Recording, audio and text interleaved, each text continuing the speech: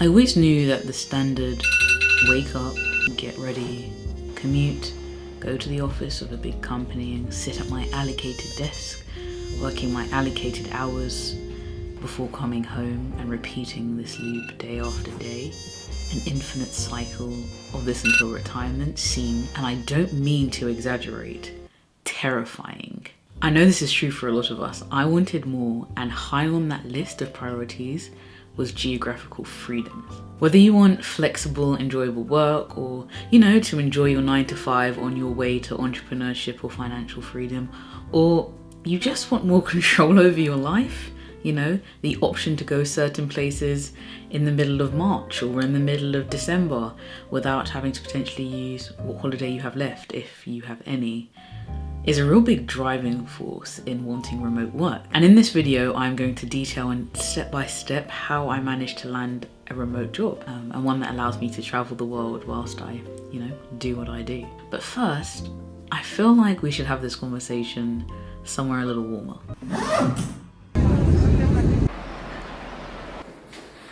So the first thing to do before anything else is to write all of the skills down that you have, any interests really you have, hobbies, or any jobs you've done in the past that you can see yourself doing for the foreseeable future, anywhere in the world, right? Whether it be your desk at home, whether it be an office, or whether it be 100, 1,000 miles away.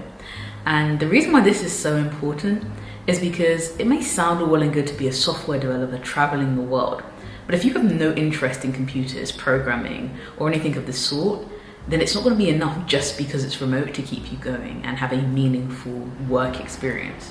But the beautiful thing is there are a long list of jobs that can be done from anywhere in the world. More obvious things like digital marketing and graphic design, to less obvious things, right? Like service jobs or even things in healthcare that can be done via video call. The options for remote work are growing, and as our technologies grow, so do these. So taking my own journey as an example, I knew that I had a very logical kind of mind. Like I liked a logical sequence of events or processes and steps I could take to achieve an outcome. But I'm also very creative, and I wanted to be able to express ideas I have in different ways, which is why tech seemed like a good place for me and why I continued to explore that area. And so I did free things like YouTube tutorials, but I also did things like Code Academy. And I did inexpensive ways of testing the waters before jumping in and doing something like a boot camp or going back to university. And I'd suggest the same thing, right? Like if you think you have an idea of some work that you'd enjoy doing that has a remote aspect to it, a remote element can be done from anywhere, then try it out before you, dive in too deeply. And so that's pretty much what this step's all about. It's the remote and the work part, right? So not just the anywhere in the world, but the bit that you're gonna have to do every day and still get up at 9 o'clock or whatever time you get up and do. The next step is to assess your knowledge gap. Now don't just assume that you have to go to university to close this gap and fork out thousands. There are so many different ways to acquire certain skills.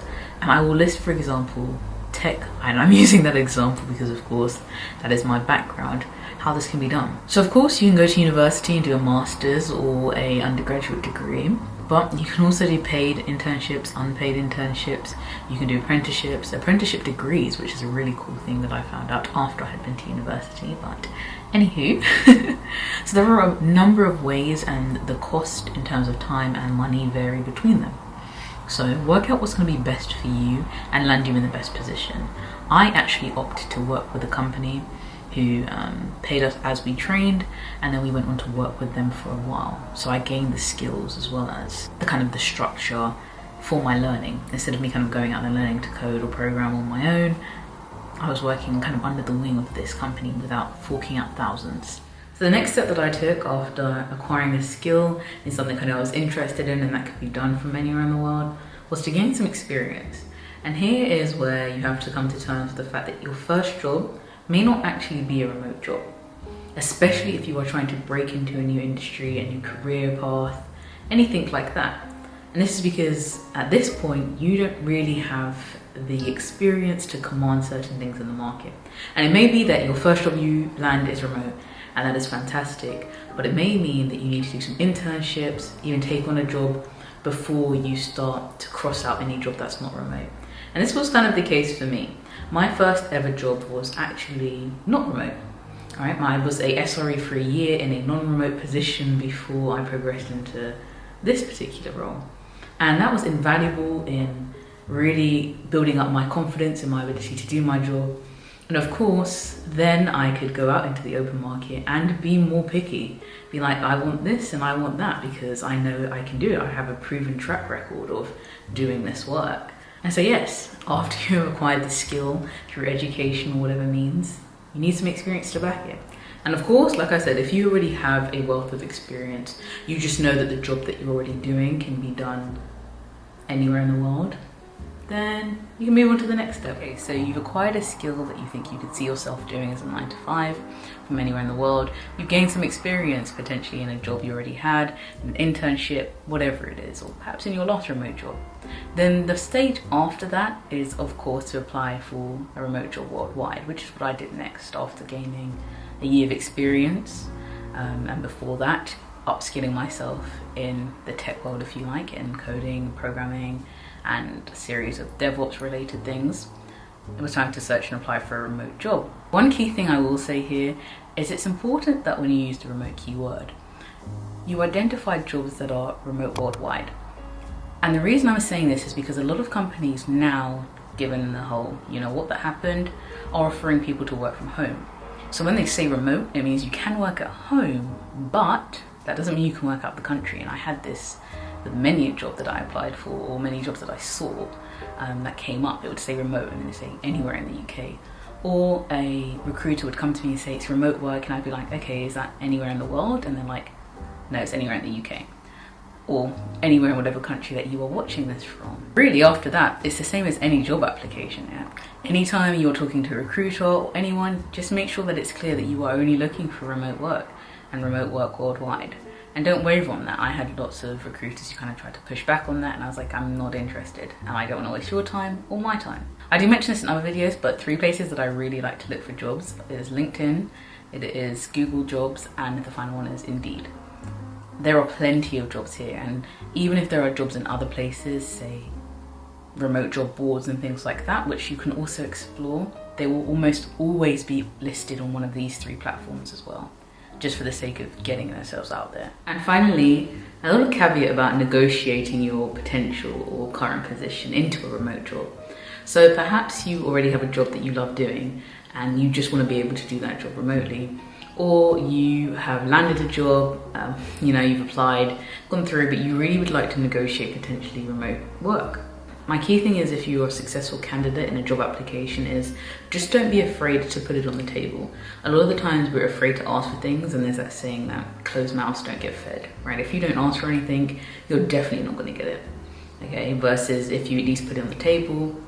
Most recruiters or most companies, if they want you, you're at the stage where you're a successful candidate, the likelihood of them rejecting you outright because of this is very low. Some companies are going to flat out say no, because whether it's their tax kind of setup or for security reasons, for a lot of reasons, or just the logistics of the work don't allow you to be remote.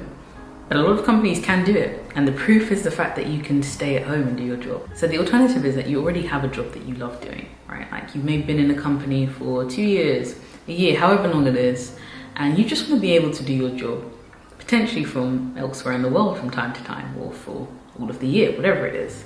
Well, if you have established yourself as again, an asset to the company, like you are delivering time after time, right?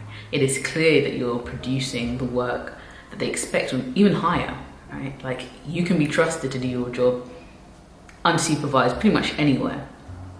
Then it is time to negotiate again. So you can come objectively to the table with all the work that you've done, how valuable you are to the company, and that you would like to trial remote work.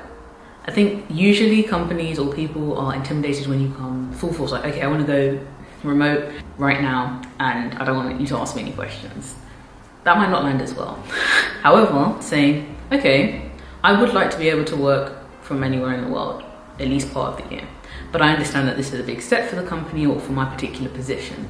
So I would like to trial maybe a week in another country, say going to Spain or whatever, or 2 weeks or a month. And we can track my, what I deliver, my work, see any dips or maybe even any increases in the work that I'm outputting, and go from there. So it doesn't necessarily mean throwing everything out and quitting your job. There may be an opportunity to make your job that you have now remote. So that's it. Those are the steps that I took and the steps that I think would be useful if you are looking to pursue remote work. But click here if you are interested in depth in getting a tech related role. Click here if you're interested in multiple streams of income.